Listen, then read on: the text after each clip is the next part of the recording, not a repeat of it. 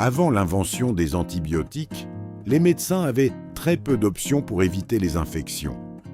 Pourtant, une plante simple, utilisée en cuisine depuis des siècles, jouait déjà un rôle surprenant. Pendant certaines guerres, elle servait à nettoyer les plaies des soldats. Cette plante contient une molécule naturelle capable de freiner la croissance de nombreuses bactéries. Et vous l'avez peut-être déjà dans votre cuisine. Cette plante, c'est le thym. Le thym est l'une des plantes aromatiques les plus connues. On l'utilise pour parfumer les plats, les sauces ou les infusions. Mais derrière son parfum intense se cache une plante médicinale étudiée depuis longtemps. Scientifiquement, il appartient au genre Thymus et l'espèce la plus courante en Europe est Thymus vulgaris. Cette petite plante méditerranéenne produit une huile essentielle riche en composés aromatiques puissants. Et certains de ces composés possèdent des propriétés antimicrobiennes. Depuis l'Antiquité, différentes civilisations utilisaient déjà le thym. Les Égyptiens l'employaient dans certaines préparations liées à la conservation des corps. Les Grecs et les Romains brûlaient du thym dans les temples, pensant qu'il purifiait l'air.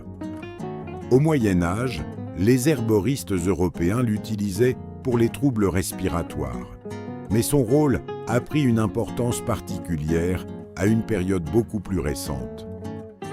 Avant la découverte de la pénicilline, les infections représentaient l'une des principales causes de décès après les blessures. Les médecins cherchaient donc des moyens de limiter la prolifération des microbes. Et certaines préparations à base de plantes aromatiques, dont le thym, étaient parfois utilisées pour nettoyer ou désinfecter certaines plaies. La chimie moderne a permis de comprendre pourquoi le thym possède ces propriétés. Son huile essentielle contient plusieurs molécules actives, dont une particulièrement étudiée, le thymol. Le thymol appartient à une famille de composés appelés phénols. En laboratoire, ces substances peuvent perturber la membrane de certaines bactéries et micro-organismes. C'est ce mécanisme qui explique en partie les propriétés antiseptiques du thym. Aujourd'hui encore, on retrouve le thymol dans certains produits d'hygiène ou préparations antiseptiques. Avant les années 1940, les antibiotiques modernes n'existaient pas encore. Les médecins utilisaient donc différents moyens pour limiter les infections. Alcool, antiseptiques chimiques et parfois certaines plantes médicinales. Les extraits de thym faisaient partie de ces solutions étudiées pour leurs propriétés antimicrobiennes.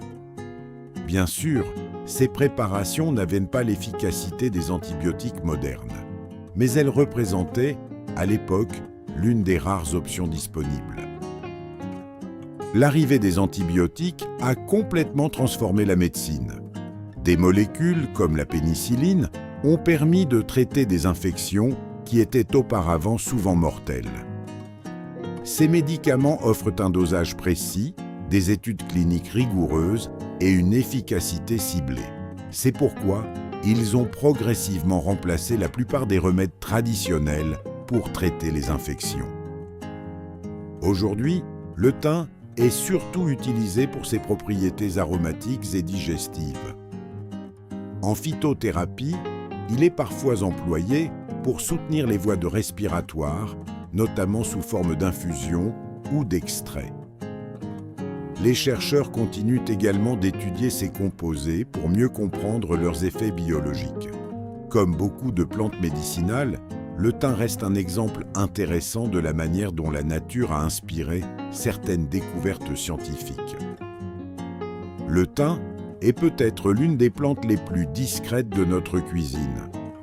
Pourtant, son histoire nous rappelle qu'avant les médicaments modernes, les sociétés humaines observaient déjà la nature pour trouver des solutions aux maladies. Aujourd'hui, la science continue d'explorer ces plantes pour comprendre leurs mécanismes et leurs composés. Une preuve de plus que certaines découvertes commencent parfois simplement dans un jardin.